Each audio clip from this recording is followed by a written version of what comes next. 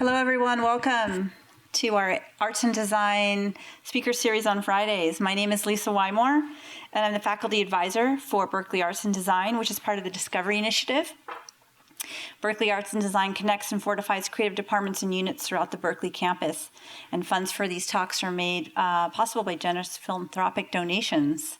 Unique to the speaker series is our course Humanities 20, offered through the Division of Arts and Humanities. So welcome, students. So glad to see you. And welcome esteemed guests from the Art Practice Department. So today's talk is entitled The 52nd UC Berkeley MFA Show, 6 artists discuss their process. It's really hard to believe that this esteemed institution's been presenting the MFA showcase for 52 years. So since 1970, the Berkeley Art Museum and Pacific Film Archive have hosted the annual MFA Art Practice Exhibition. It provides a vital point of connection between the museum and the art practice students that celebrates the students' work and the culmination of their time at UC Berkeley. Before we begin, we recognize that UC Berkeley is located on the territory of Huichin, the ancestral and unceded lands of the Chochenyo-speaking Ohlone peoples and successors of the sovereign Verona Band of Alameda County and the confederated villages of Lishan. We recognize that every member of the Berkeley community has and continues to benefit from the use and occupation of this land since the institution's founding in 1868. This event is being recorded and will be available on the A+D YouTube channel with closed captioning. So please share with friends or folks who could benefit from the captioning. We'll be doing I believe this is a different format, and my colleague Greg Niemeyer will share around how we will handle the question and answers, but I think it's going to be short presentations. And just a reminder that next week's talk with Angelique Kidjo is canceled, unfortunately, due to unforeseen circumstances. So students in the Humanities 20 class, you will go to the A+D YouTube channel and pick a talk from a past semester. There's lots of them. And submit your reflection paper on that. And you will use your reflection paper to submit your artist question for that you would have normally done for the Q&A in your paper. So I would like to invite my esteemed colleague, Professor Greg Niemeyer, up to the podium to do the introductions. Greg is a professor of media innovation, a Tobin Fellow, and a director of the Art Practice Graduate Program. Welcome.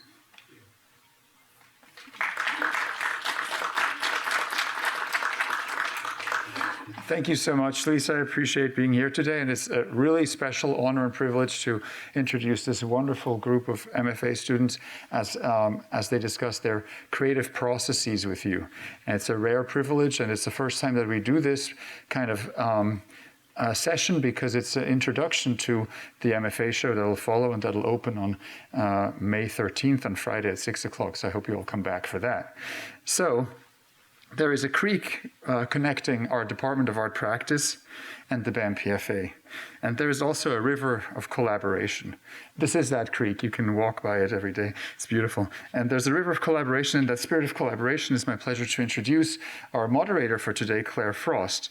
Claire Frost is the assistant curator at BAMPFA and the curator of the 52nd MFA show. Claire held positions before at the Jewish Contemporary Museum, the Contemporary Jewish Museum, and ArtSpan, and she got an MA degree from the School of the Art Institute at Chicago, and her topic there in the graduate work was focused on the intersection between identity and history in the way in which artists communities are documented. And so that is a wonderful preparation for doing what we do here today because, of course, this is also an artist community. Today she will lead the discussion and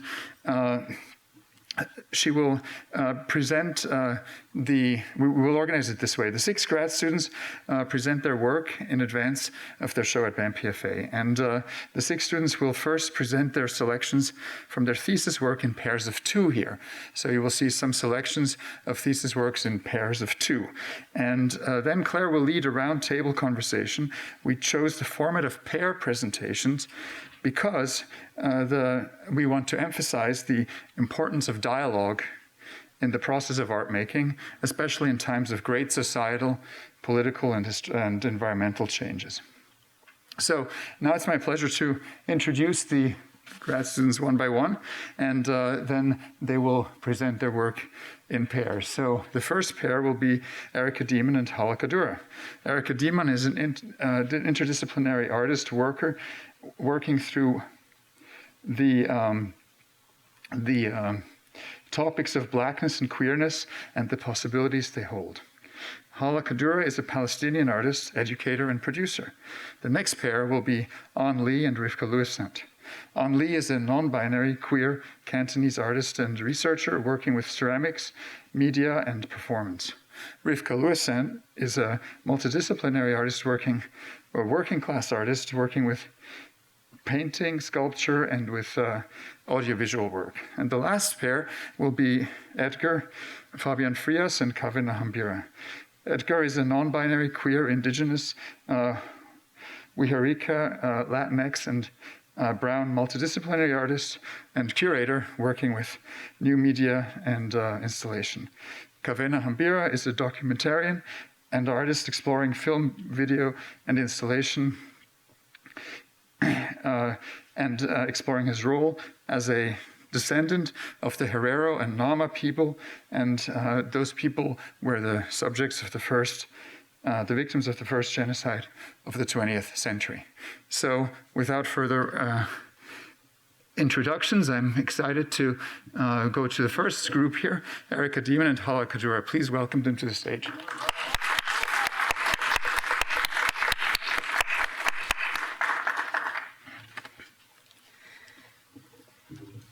Hello, everybody. Okay, well, I would like to start by echoing a few thank yous. I'd like to thank the esteemed cohort for your support over the past 2 years. I'm proud to say we made it.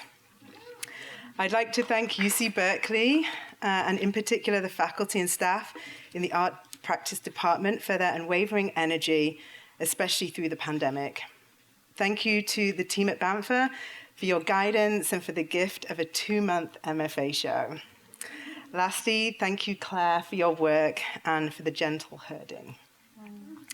One of the many questions that I ask myself in my practice is, how did my body get here today?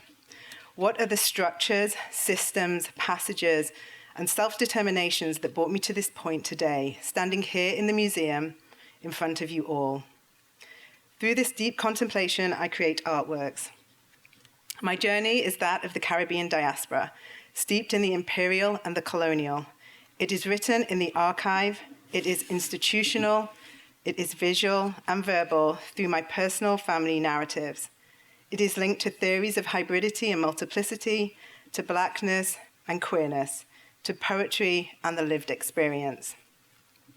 Through the intersections of these different modes, my artworks draw personal and diasporic maps that point to a sense of belonging. They are an embodiment of it and pathways to understanding the complexity of existence. My work and their creation exist between points of departure and of arrival, trusting in the dislocation in between and liminal spaces of that flow. I trust that there is a language that can be found to understand them, that though this may not be my own, or so ancient that the body understands first and then the mind relearns later. Behind me is an example of this process. It is a combination of land and memory through material construction. The hand-painted background is plaster of Paris and soil from my garden mixed together with black acrylic paint. It speaks to the trauma of breaking my arm aged 3. It is the first understanding I had of bodily restriction. The timing of this break was just before the colonial spectacle of the wedding of Prince Charles and Lady Diana, and is the site of a conscious recognition of my otherness. The neon is my handwriting. The light is off-white with a dimmable transformer. The research for this work is ongoing, and most recently has taken me back to the UK and down into the coal mine, similar to where my grandpa and uncle worked when they arrived from Jamaica. In October 2020, I relocated and began spending my time between there and the Bay Area. I moved with my partner to be closer to family. It was a quick decision made as an act of care. In doing so, I found myself with access to a land in a way I had not experienced since being a child back in Nottingham, England. I was presented with the possibility of tending to a place, to have access to the dirt, to feel it between my toes, to the energetic and spiritual nature of the land.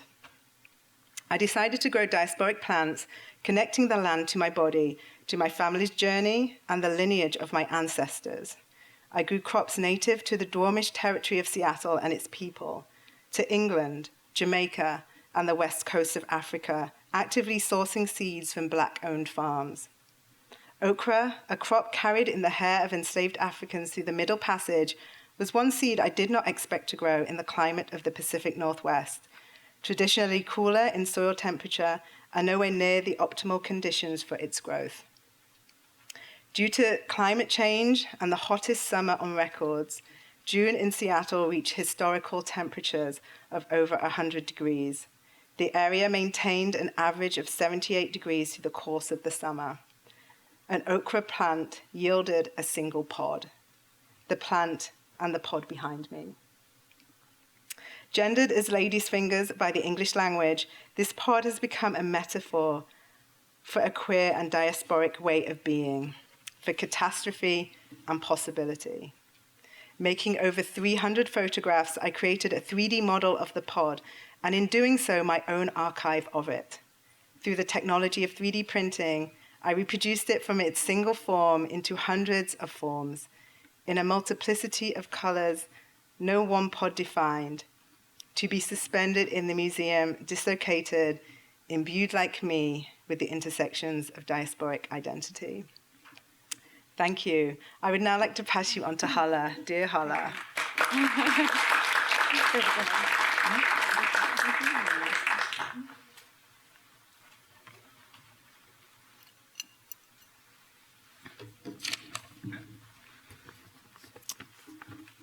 Thank you so much, Erica. Hi. It's actually so nice to be here. It's really nice to share space with people, and that's where I get my energy actually from. Thank you so much, Erica, for a beautiful talk. Can't believe we're here.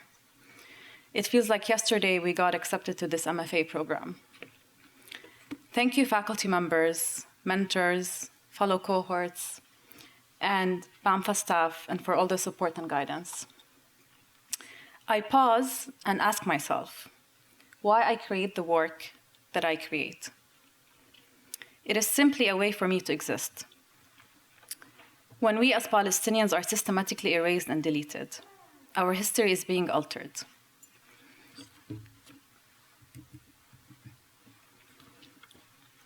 Before moving to the US 5 years ago, I lived in Lebanon in the status of a Palestinian refugee.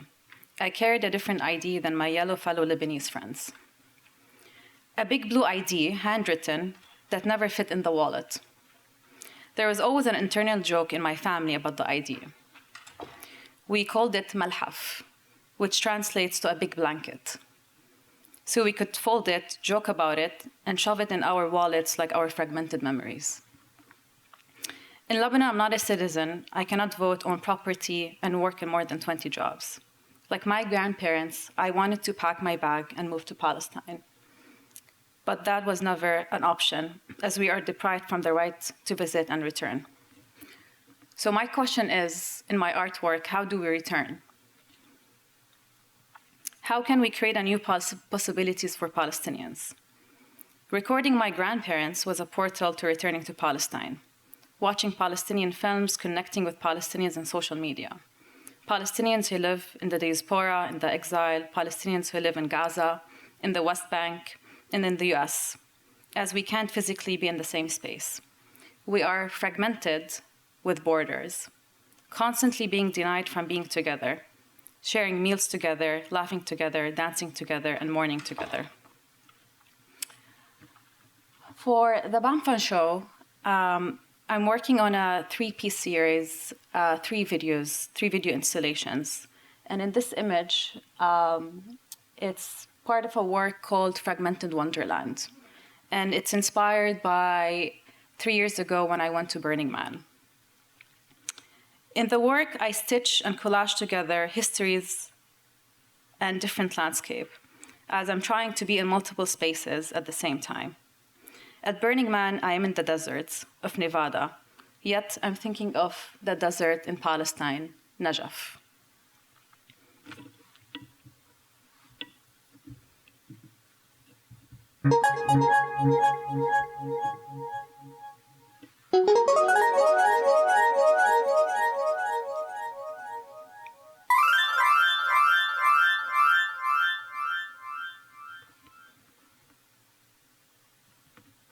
רוצים להפריע למדינה ומי שינסה להתקרב, להפריע על החוק שוברים אותו.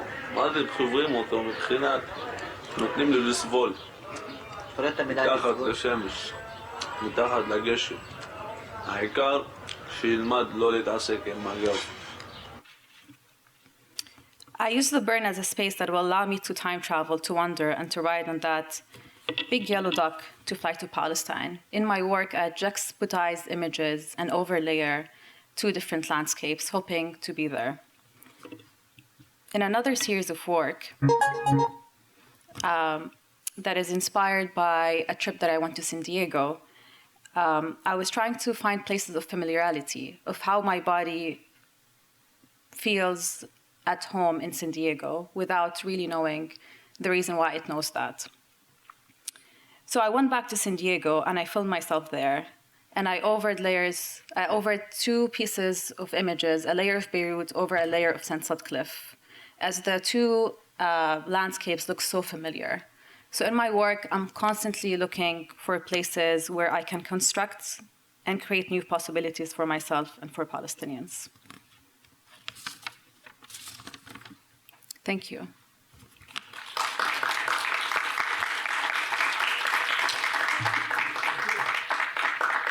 Now, let's welcome Anli and Rivka Louisan to the stage.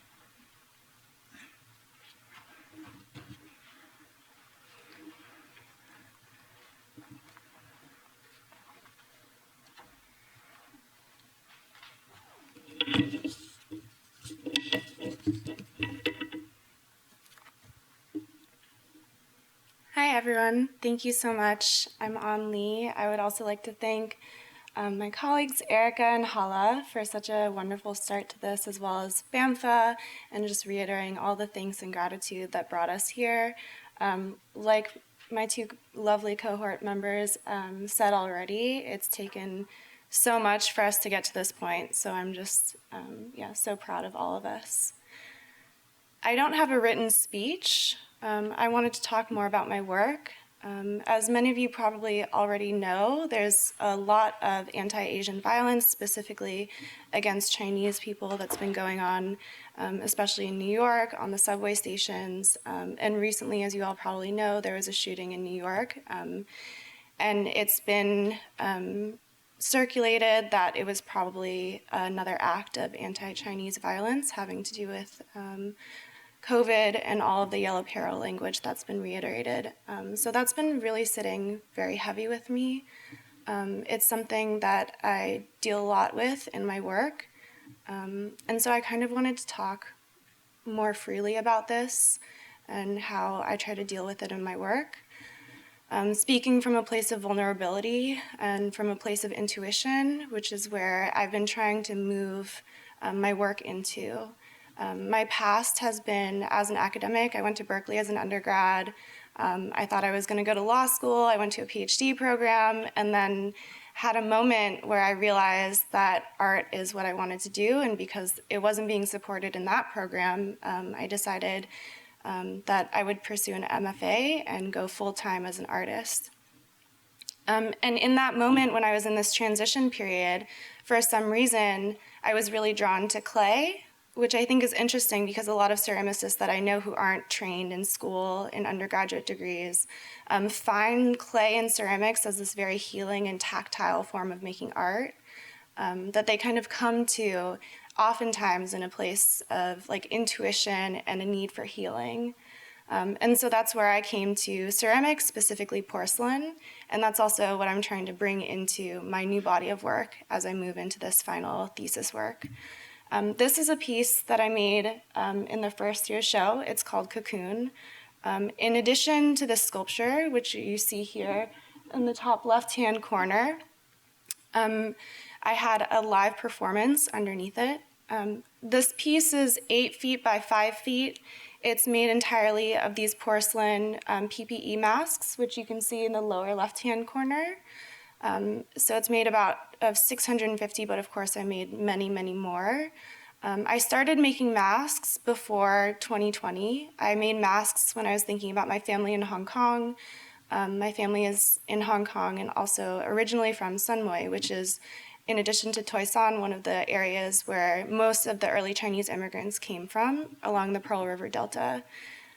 So my work, in addition to ceramics, is really interested in the history of the Cantonese immigrants, early Chinese immigrants, but also thinking about it in a critically racial way, thinking about global economies of labor, and also the erasure of critical racial understandings that include dealing with the anti-Asian violence of today.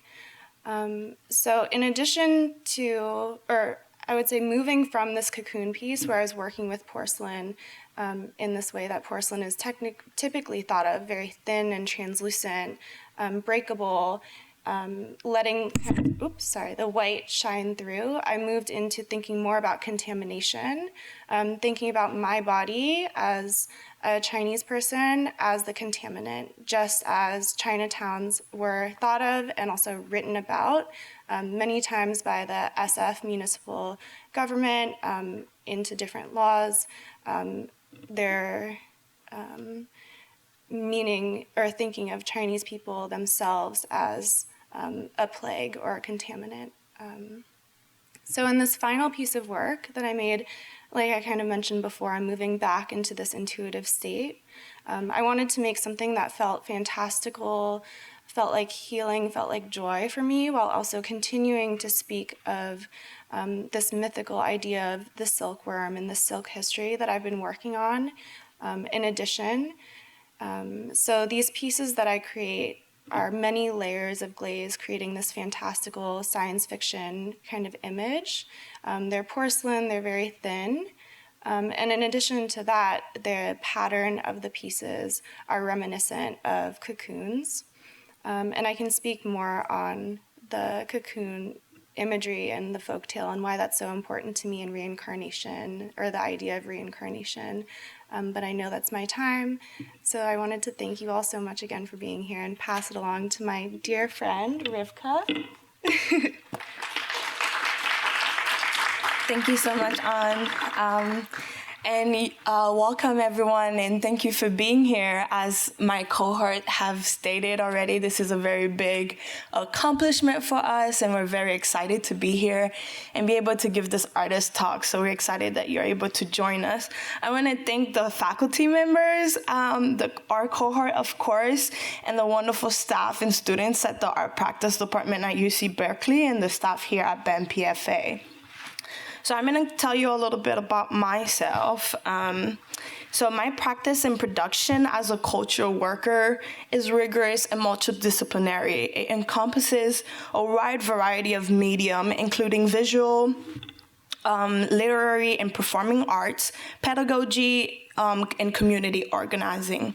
As a young Haitian working class, female, Black, gender fluid, queer immigrant to the United States, I use my art and practice to create dialogue and inspire people to organize around pressing contemporary social, economic, and ecological issues. So this piece is the piece that I did at the beginning of this year, of this semester, where I was really inspired by being in the pandemic and talking about the contradictions that exist within our current society. COVID-19 as a pandemic, I felt just by my experience and the experience of working people around me, I could tell brought a lot of these contradictions that were on the surface up to the surface. There were millions of people who were losing their homes and going hungry, while the 1% of the population was getting richer. And so for these two paintings, I was exploring not only the national aspect of these contradictions, but also the internal aspect of these contradictions as a Haitian person. Recently in the media, I've been noticing a lot of a drive to call for and demand the removal of monuments that were made to commemorate imperialist and racist leaders. And so I was thinking through this process, I was taking a ceramic class, and one of the prop was to create a monument that can encompassate the feeling of our summer. And I was so distraught by COVID, I wanted to create a tomb. And then I thought about, well, what if I could put all these contradictions in the tomb? What would that look like? And so I was thinking, like, what would be a monument that I would create to kind of memorialize, but also like be used as a tool to educate, but also warn against the contradiction of like over-consumerism and the drive for profit over the well-being of humans.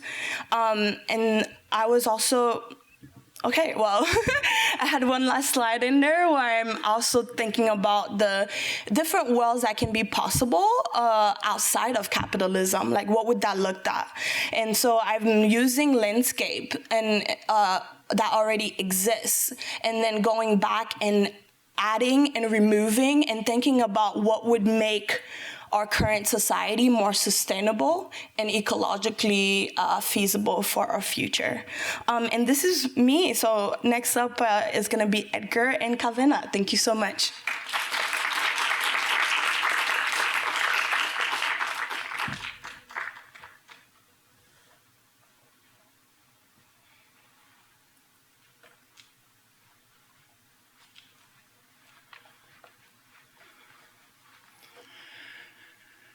Thank you so much. And just, I want to echo all the gratitude that's been shared to the department and to BAMPFA and to our amazing cohort for all the inspiration and all the support that we've been receiving.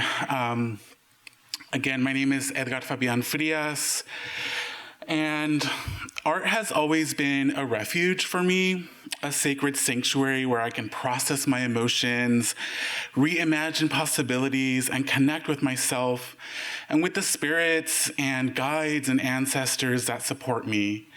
These last few years have been quite transformative, challenging, heartbreaking, and painful. I have seen many friends of mine and family members fall victim to algorithm-fueled misinformation campaigns.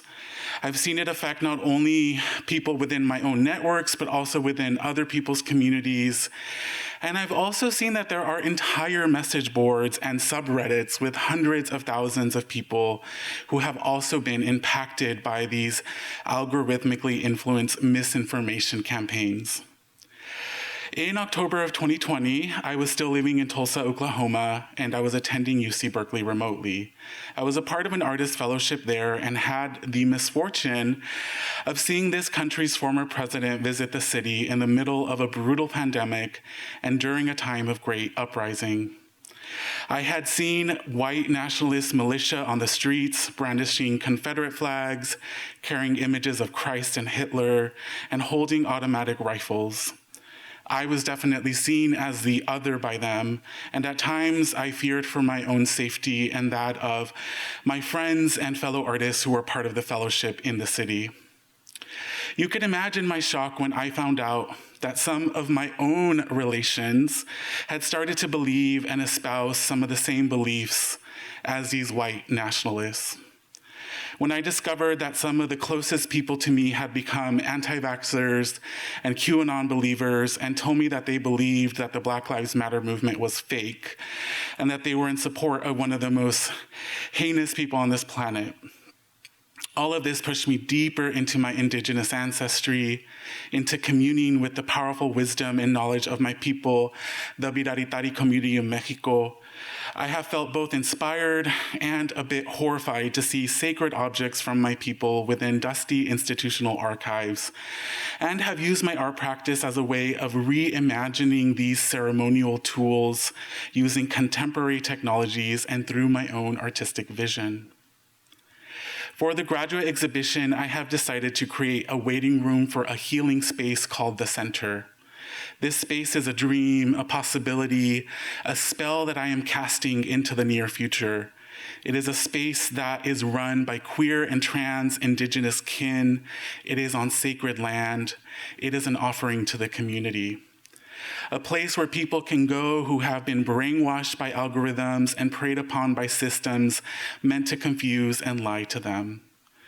The center exists in a future where capitalism has stopped being the dominant force on this planet, and where autonomy, agency, and sovereignty have been returned to communities of color. This project explores the slippery nature of helping and of care professions, something I'm very familiar with a background also as a licensed psychotherapist, and I've spent over a decade in the field. It's also an exploration of utopic visions and desires, of New Age healing practices, toxic positivity, and separatist fantasies. It explores the cyclical and insidious nature of cults, charlatans, of capitalist tropes of wellness, and utilizes opacity and illegibility as a way to highlight the nuance and complexity of this contemporary moment.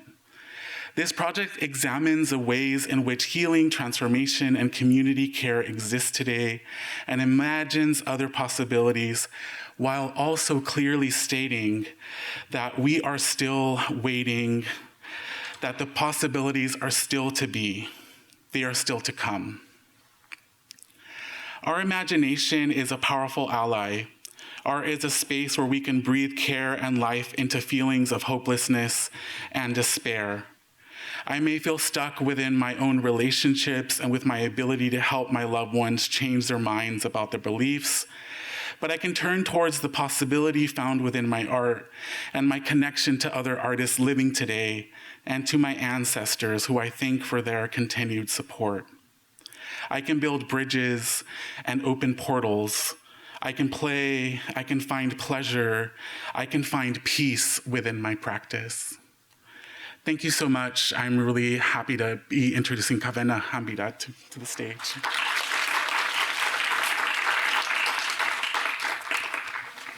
Thank you, dear Edgar. And what a class act. Just knowing that it's a tough act to follow. Yeah, round of applause for the cohort, please. So that's my time. That starts now.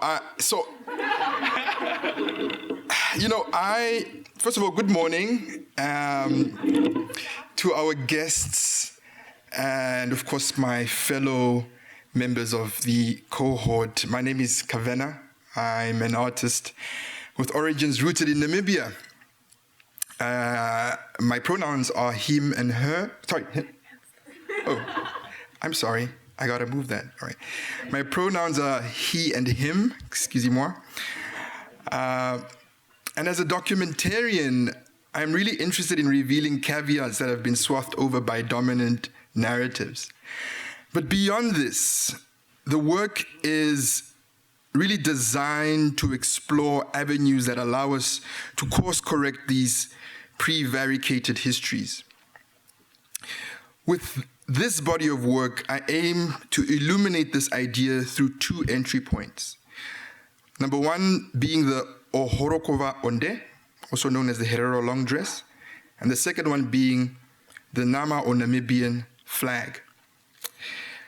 I'm a descendant of the victims of the first genocide of the 20th century, which not only predates the Shoah in Europe by almost 3 decades, but it was committed by the same perpetrator, Germany. This is why when you zoom in and take a closer look, you notice the colors red, black, and gold baked into the flag, which are the colors of the Imperial German flag.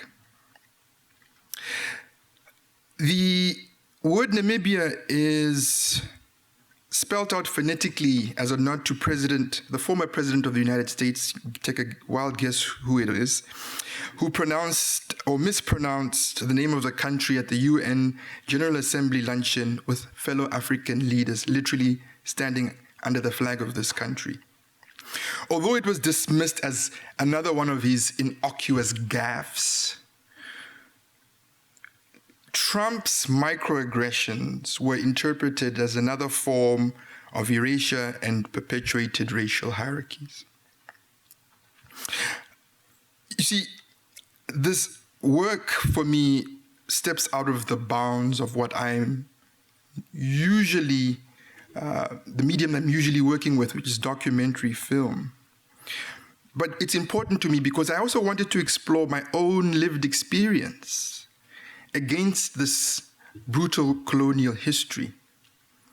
Thinking about particularly the Ohorokova Onde, this dress, as being really my entry point into my own culture as a recipient of international German solidarity. When I came to Namibia for the first time, it was the Herero women who taught me my language, taught me my food, taught me my culture. This is what has shaped my own cultural identity today. I also wanted to get back into the form that I'm most comfortable with, which is documentary film.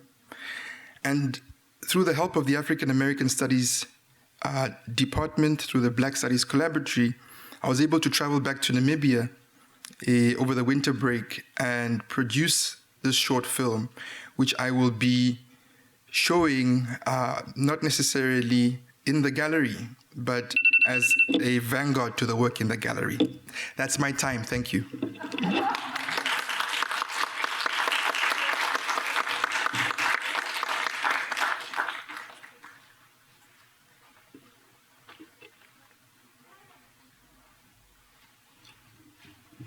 So now we're going to start with a set of 3 questions that Claire Frost has prepared for us, and then we'll switch to audience questions.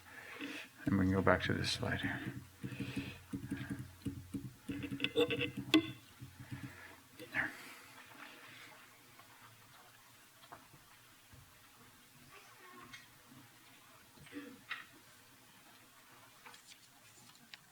Well, hi, everyone. Hi, everyone out there, too.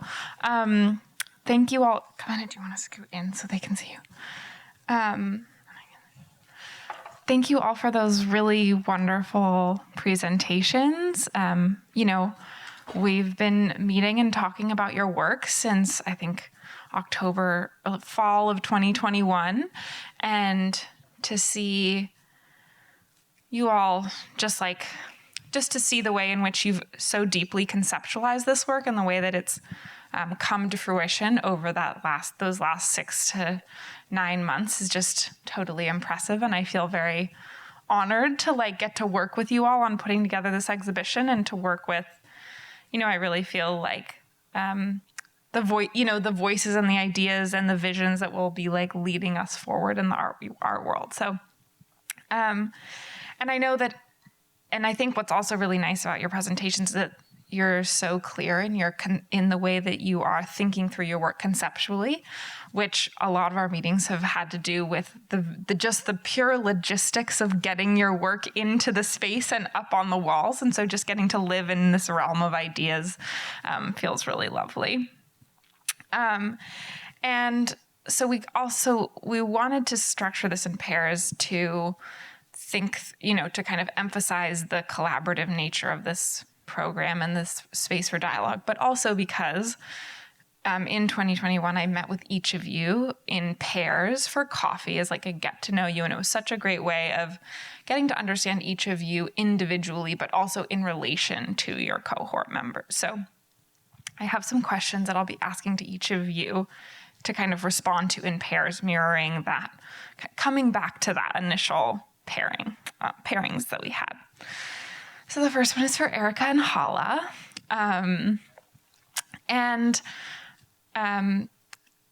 There's been so much collaboration required in making the MFA show, and throughout your whole MFA process, collaborating with each other, collaborating with the museum, your faculty, the people who are helping you make your work or hang your work.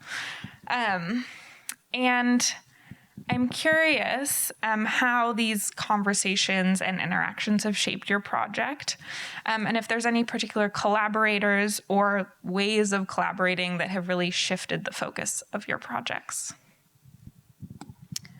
I'm going to start with reflecting on the first semester that I had at UC Berkeley.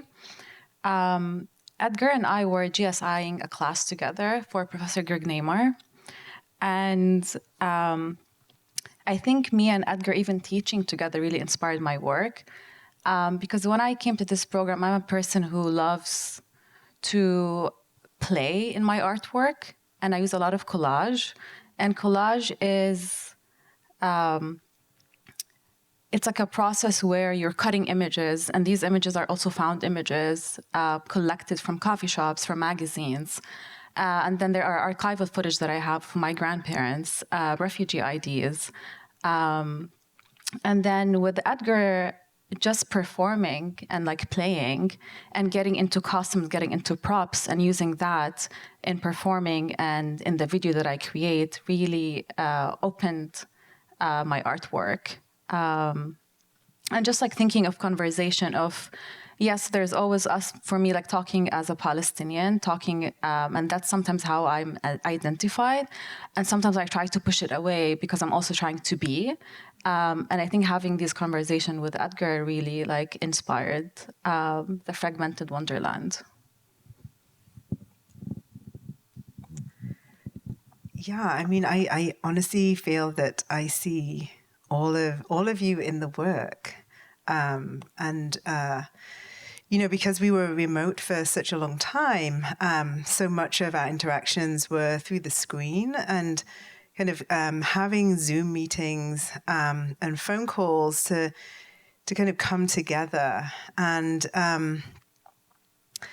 you know, certainly in my own work as well, I have kind of been known for making photographs and making these kind of quite broad sweeping portrait projects with deep collaborations with people. And so kind of moving into the space of the pandemic, it felt just so warm and trusting to have this space with a cohort, and to know that we were all kind of going through a similar time, and kind of using each other as support and trusted spaces, where we could kind of share our vulnerabilities. Holla, we were driving here today, collaborating, manifesting. Edgar, you and I have had so much time together, and just kind of thinking about our intentions. Kav, you and I had that wonderful breakfast together where we just downloaded and really got to know each other. And I think being in person has kind of moved us into that real time and quality time together, and kind of thinking about you, and you, Rivka, kind of sharing the studio space, and kind of having that feeling of work being around, even if people are not around, has kind of been really inspiring. And I know that we are going to continue this relationship outside of the institution, and there's a part of me that is like excited about that as well. I love the institution, but it's problematic. I think having this grounding during this time is, really going to see us into the future and all those possibilities. Thank you both. I think it was when we first started this project, there was a lot of adamant thoughts that you all did not want the show to be defined by the COVID pandemic and the fact that that had so many impacts on your work. And I love that both of you talked about like that these collaborators were not, people that you necessarily had to, that you would have inevitably interacted with, such as faculty, but that you all really sought out the relationships amongst each other and see those interactions as super formative. Because when you are all remote and on Zoom, it's very easy for those to just, let those things fall by the wayside. So that you all actively sought that out and created a space for that is super wonderful. And it kind of brings me to my next question for An and Rivka, which is about constraints. I think we're all very familiar with many limitations being put on us, but I think as artists, there's always limitations to what you can do, and yet you're also constantly being asked to think as broadly as possible and as kind of interdisciplinarily as possible. And as well as, working within the museum, there are many constraints in terms of just simply the materials you can bring into the gallery, and just the ways in which things need to be done in this kind of highly modulated environment. So I'm curious about how, but within this process, but in general, you work with limitations in your practice, and how they've shaped your work for this exhibition. I guess I'll answer first. Yes, as a working class person, I have to think about that in like a structural form when it comes to constraint. I think one of the biggest constraint for me was this kind of false sense of equity and being in an institution like UC Berkeley, where it's a public institution, is very open to a lot of members. So like when we're all in the same space, there's this false sense that we all have the same access, And so that's something I've had to navigate and kind of struggle with. For example, when it comes to transportation to the studios. And that is something that has greatly shaped my practice. I find myself wanting to make bigger paintings, but having to work really tiny and then going back and forth, or having to, travel and haul stuff over, which can be a lot of pain. Another thing that I've noticed within, like, when we talk about constraint, is this limited and finite resource that we never really think about, which is time.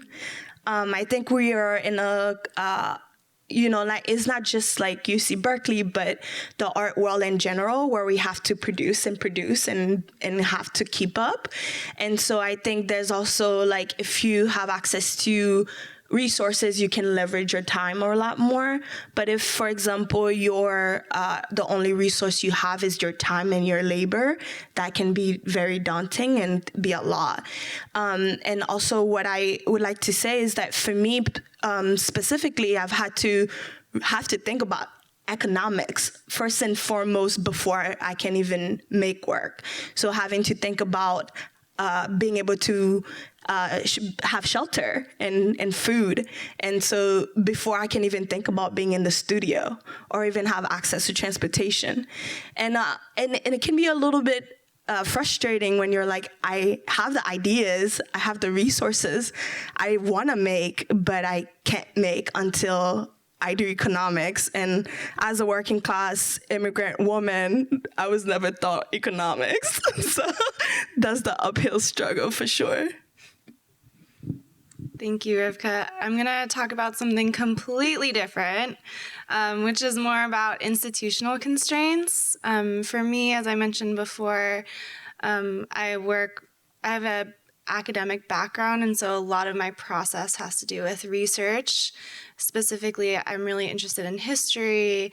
I'm really inspired by Black feminist historians, particularly Saidiya Hartman and Horton Spillers, looking at not only what is in the archive, but what is on the margins of the archive. How do we create our own speculative fiction or critical fabulation, as Saidiya Hartman says, to create a history that is from the margins, that which cannot be accessed from the archive. So anyway, the archive in general is a constraint. And it's also, I've experienced many constraints, even having the privilege of institutional access. It's been really interesting navigating that during COVID, because we weren't allowed to see a lot of things in person. Appointments were really, really hard to come by. And so what I ended up doing is, firstly, I ended up making a really good relationship with an archivist at the Ethnic Studies Library in Berkeley who gave me a lot of one-on-one support.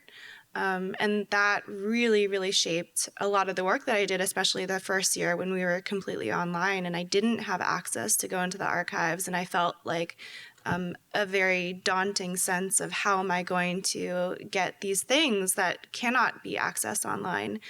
So this relationship was really, really supportive for me.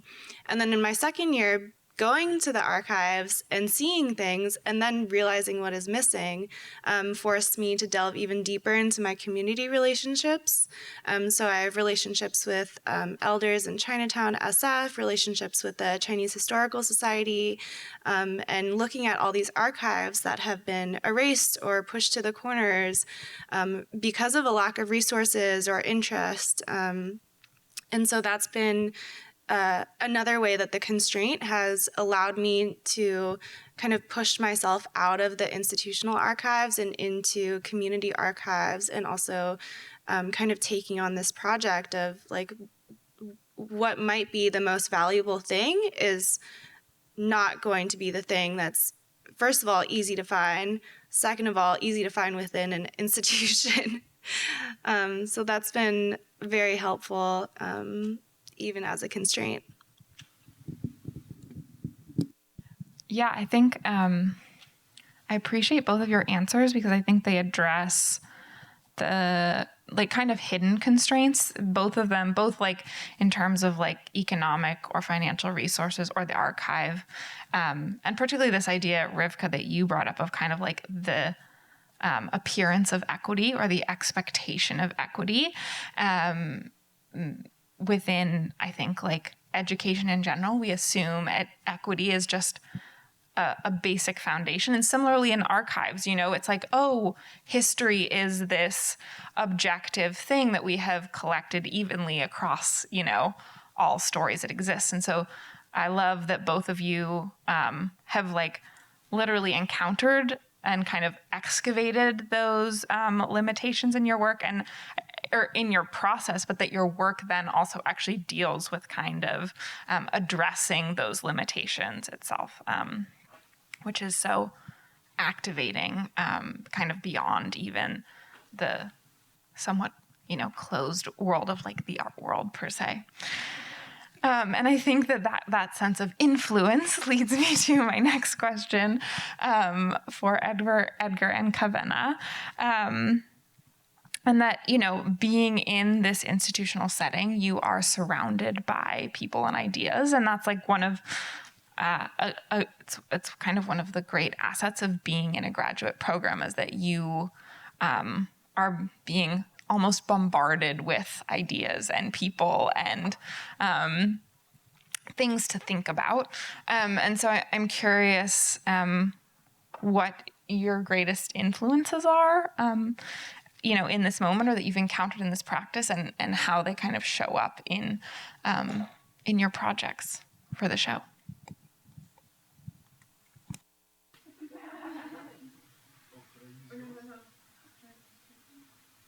Yeah, thank you for the question.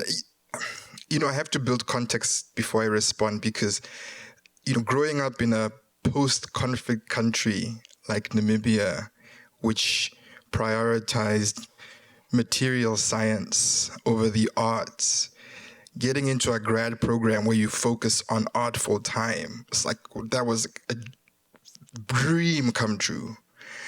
And so I really wanted to dive in with both feet when I had the opportunity. So I thought about a lot of the work that I'm making now, but I never really understood the form that the work would take. I know the work that I was working as a documentarian, but I didn't think it had to live in a cinema. So I came into the program with a bit of an imposter syndrome, and I think just being around other artists, and let's just be clear, this is the first full-on BIPOC cohort in the history of this program. It almost gave you the permission to explore and experiment. It gave me the permission. And this was just through observation, knowing that Erica's practice was rooted in photography, and now Erica's trying something completely different. Seeing Edgar making work in this playful, most succinct way. And I can draw so many experiences, but I think for me, it just being in the space and observing was a major influence. But then also, secondly, I have to also think about, I was thinking about not just making work, and, I'm dealing with history. So, finding ways to describe this history. I think what was really important was finding ways to take all of this information, placing it in the work, but also placing it in a context. Within the canon, perhaps even outside of the canon. I thought that was really important to draw from the experiences of the folks in my cohort. Yeah, this is such a big question.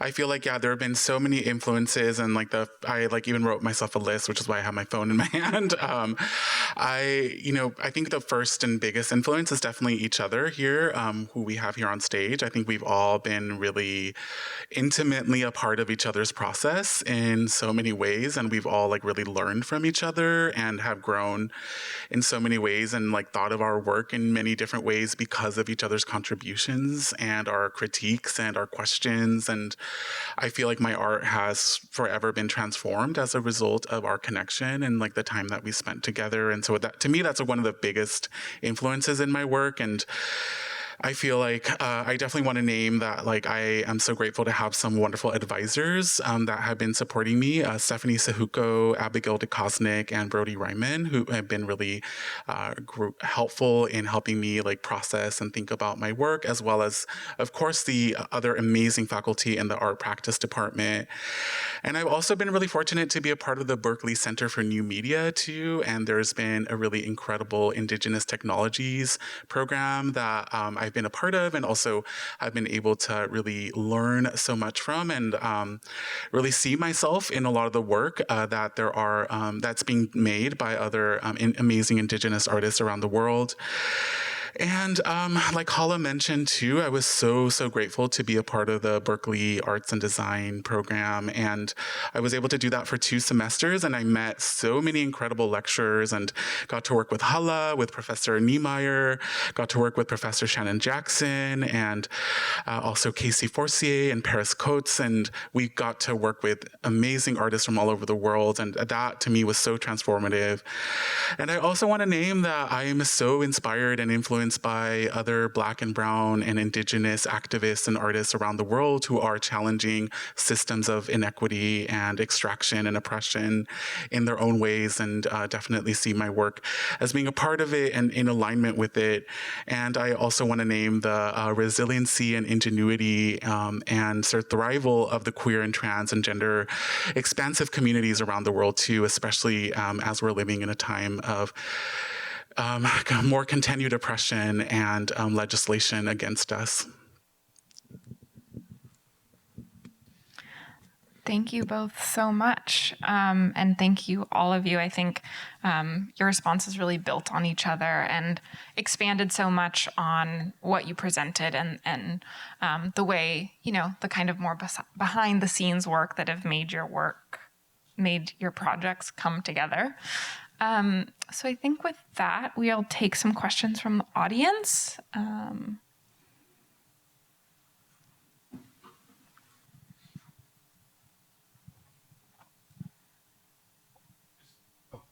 Just a quick question for Anli. What was I don't know if you can speak to it, it might be personal, but what was your moment where you decided to go from sort of a traditional study academic background to becoming an artist or going to art school? Yeah, really good question. There's no specific moment, I would say. I think that PhD programs are really intense. To say the least. I feel like the more people I talk to, my family immigrated here. I don't have anyone that I'm close to that went through a PhD program. So I kind of just I was one of those kids who was good at school, really into academia and learning. And so I was I don't know, PhD sounds great. Fun times, it wasn't fun. And it wasn't supportive, unfortunately. And I think that in a PhD program, your advisor really, really shapes your experience. And I unfortunately was going to work with an advisor who was on sabbatical during my time. And so I got placed with a different professor who was going through a huge transition period. So I did not feel supported, unfortunately. And that included my art practice. So I came in wanting to have a creative practice in addition to doing academic work. And that was also, unfortunately, not supported. And so for me, I think maybe one moment that I can point out is I have a really incredible artist mentor who I've been close to and has been mentoring me since 2016. Their name is Indira Allegra. And we just talked it through and realizing that I could do the same work in an interdisciplinary arts program with much more freedom. And Berkeley, the Bay Area feels like home to me. I moved here when I was 18, and so I really just wanted to come back and come to a program that felt really supportive of the work that I wanted to do because I had such for better or for worse, I'm very I know exactly what I want to do. And this program has been very, very supportive and very good to me. So yeah, thank you for that question.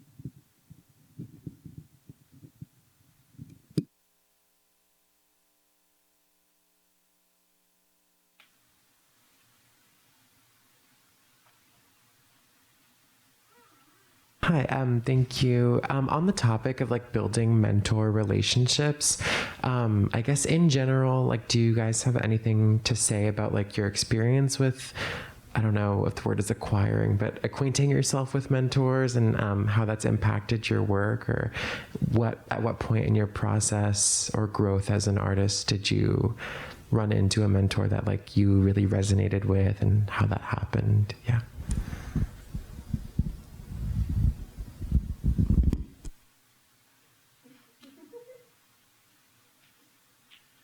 Yeah, I would say that part of our program is we get advisors that support us, and something that's interesting is that I actually Stephanie Sahuko is my advisor, has been my advisor, and she and I actually met a long time ago, even before I even thought about applying to UC Berkeley, when I was still in my own undergrad, and she had just graduated from her MFA program. And so I've known her for over 14 years, and we've been in contact a little bit online, and I would have never dreamed that one day she'd be my advisor. And I think that's just been really special to kind of plant seeds a long time ago without knowing how they were going to come to fruition. And also I would say that as part of our program, we were asked to really look for mentors that were either in other departments or that could really supplement or add to what we were already doing. And, when I met Brody and Abigail, who were my other advisors, I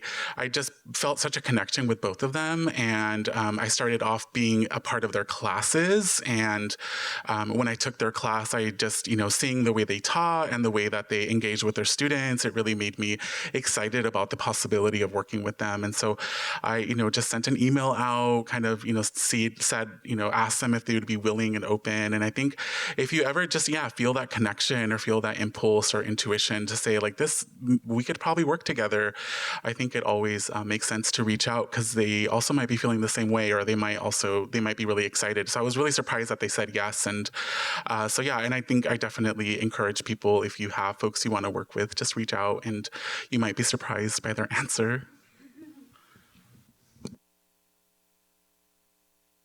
Yeah, thanks for that answer, Edgar. It kind of reminds me, going back to one of the reasons why I decided to apply for UC Berkeley, and kind of looking through the faculty and thinking about so many great advisors and artists existing in the program. So definitely for me, Alain de Souza has been a huge influence on my practice, and who is here.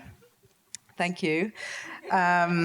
And just kind of leaving every conversation that I have with them kind of feeling renewed, and with these kind of endless possibilities of where my work can go, and the research that I can kind of undertake with that. So if you're intending to apply for an MFA program, then I think it's really crucial to think about who is the faculty in the department, and align those interests to the people.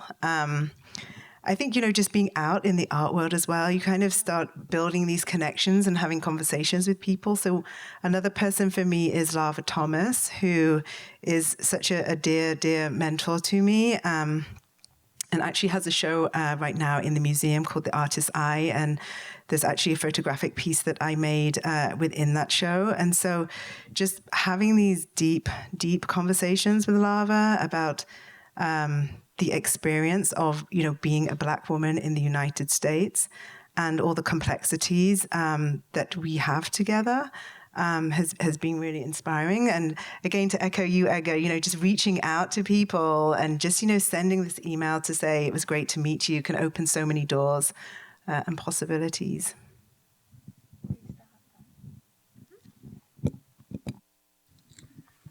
Yeah, Erica, I want to follow up with that, because I've also had Alan as a mentor since the beginning. Hi, Alan. And I've really enjoyed having Alan as a mentor. I initially was told that I would be good working with them, and I didn't know. And then just like their understanding of theory, their like consciousness, and just their international outlook has been so helpful to me.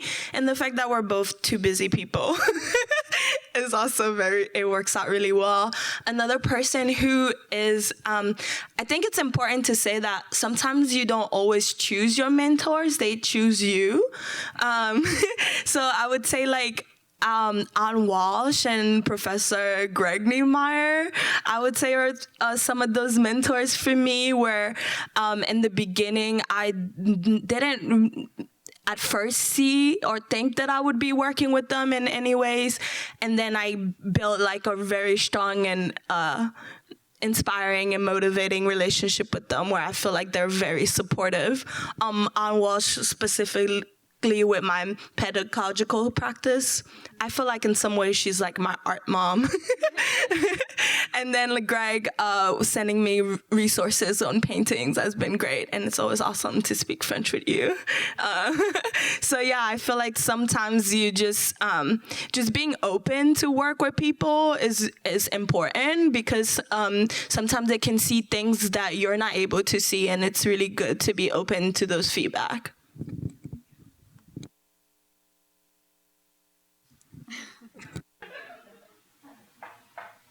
Merrier. Yeah, I want to add on Rivka what you were saying about your mentors choosing you. There's Professor Kenyatta Hinkles. I really wanted to work with her over the summer, and I was manifesting that she would choose me. And then I reached out to Professor Greg, and I told Greg I would love to work with Kenyatta. And then Kenyatta literally sent me an email and she's like, I want to work with you. And then I thought that Professor Niemeyer emailed her. And she's like, I really want to work with you. And she chose me. So sometimes we don't pick our mentors. And the thing is with Professor Kenyatta, my practice is, I think, the thing I struggled with during the pandemic, just like moving from Lebanon, but then moving to Los Angeles and coming from LA to Berkeley and not having a community in Berkeley.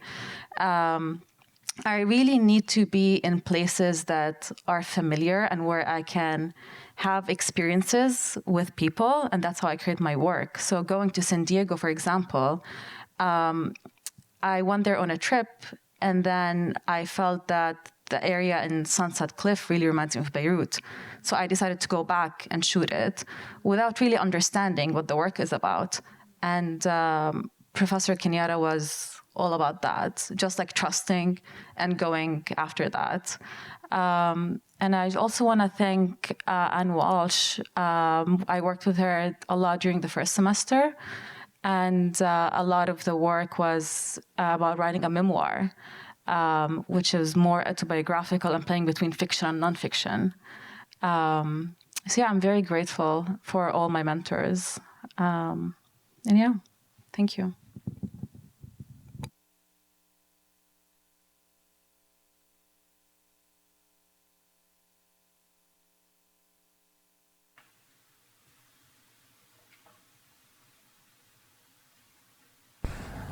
Hi, yeah, I had a question for all 6 of the artists. I was curious about if any of you have developed like a ritual for making art that really works well for you. Like maybe there's a specific type of music you listen to, or a snack that you eat, or maybe you light a candle or something. You don't have to share your precious secrets, but if there's like a ritual that you think would be interesting to share.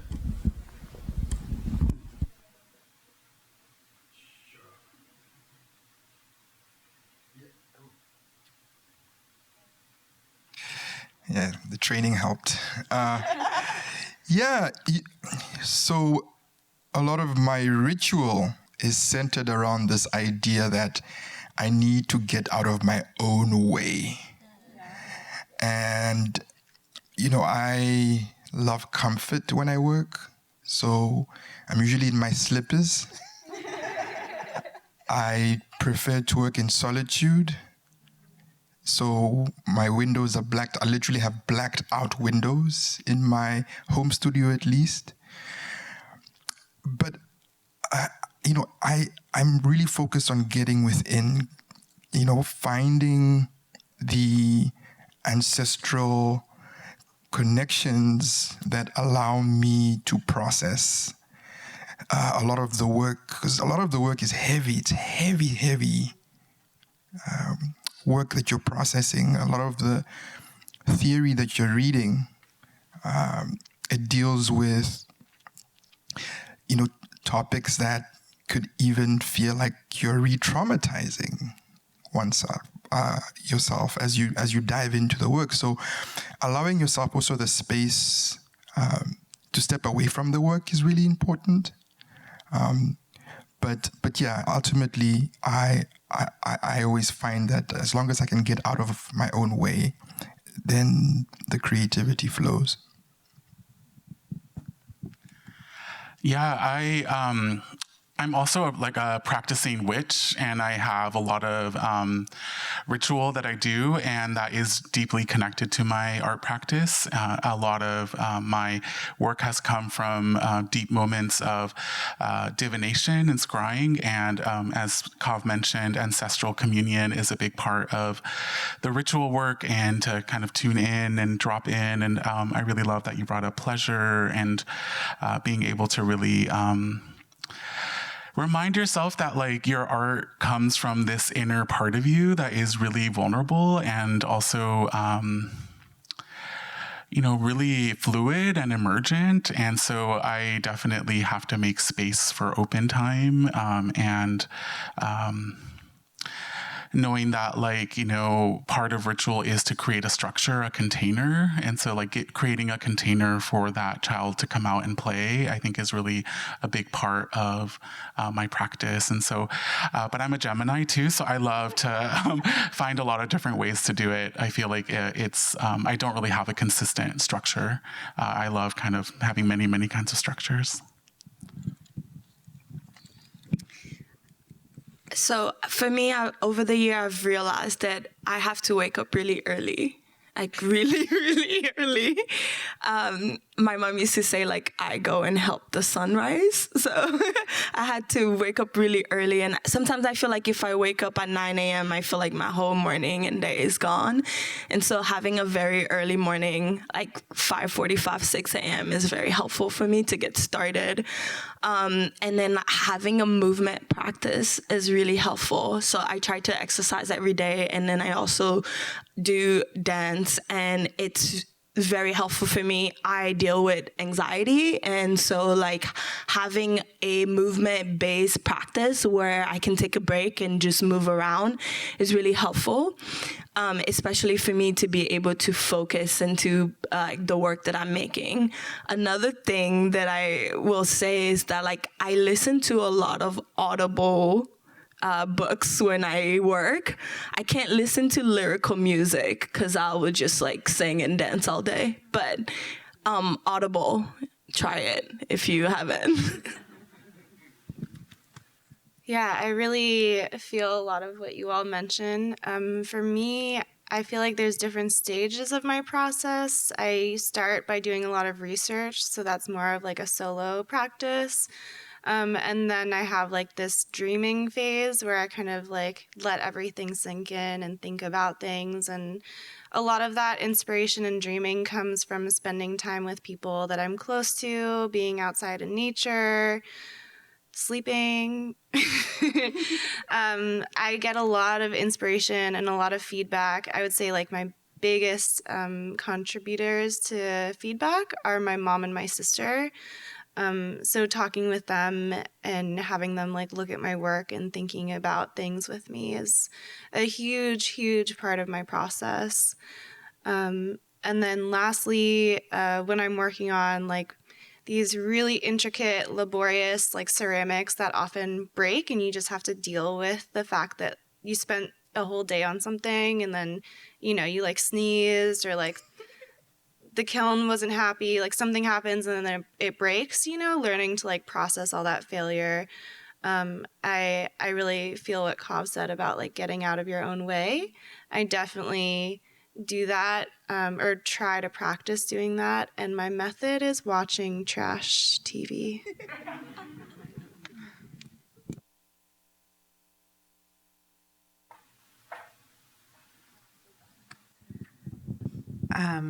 I feel like so many of you have kind of already talked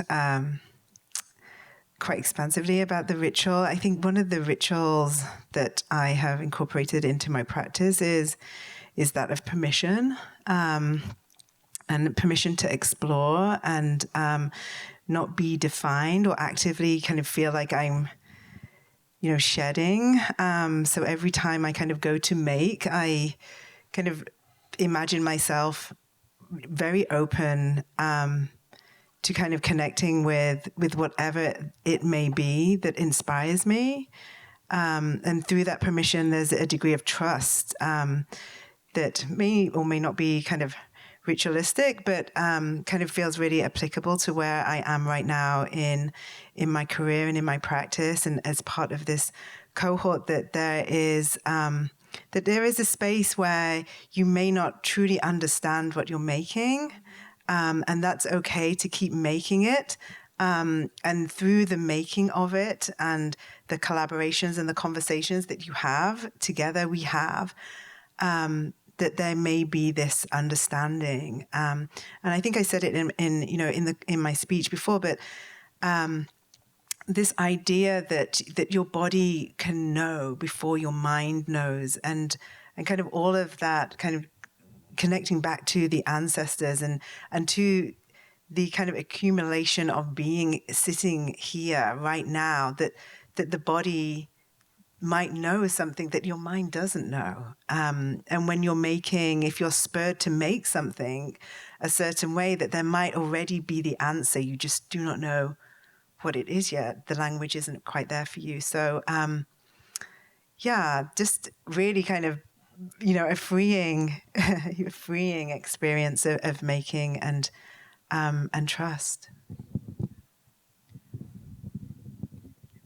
Yeah. There's so much that has been said that resonated with me, especially with Rivka, what you said about dance. Dance is a very important element of how I start creating work. I go to my studio, I move my body, I sing. Sometimes when there's anger, I let it out, and I need that to open me up. And I think for me, creating work is just diving in with all the emotions and feelings, and reading and wandering. Like, I need to walk. If I don't walk, I don't think I can simply create work. I need to wander. I need to go to coffee shops to interact with different people, to have conversations with strangers, which is very important, to be in a lift and hear the person telling me his story or her story. I need that in my practice. And then when I'm very structured and I'm like, okay, I need to go from point A to point B, it doesn't work for me. And that's something that I've realized the past year of how I create work. It comes from a place of joy, but also of a place of resistance. And just journaling and recording myself. When I'm sitting, I take my phone and I start recording audio as part of journaling. And journaling is very, very important for my work. And just having fun with friends and enjoying yourself in life. I think that's how you can create work for me. Yeah.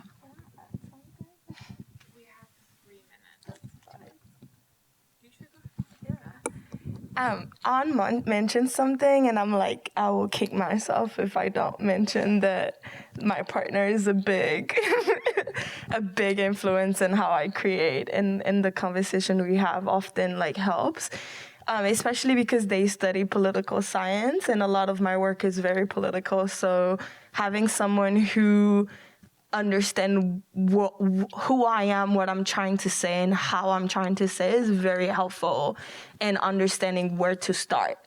And so I definitely wanted to say that because you mentioned your mom and your sister, and like my partner Rafa is definitely a very key part of my making practice.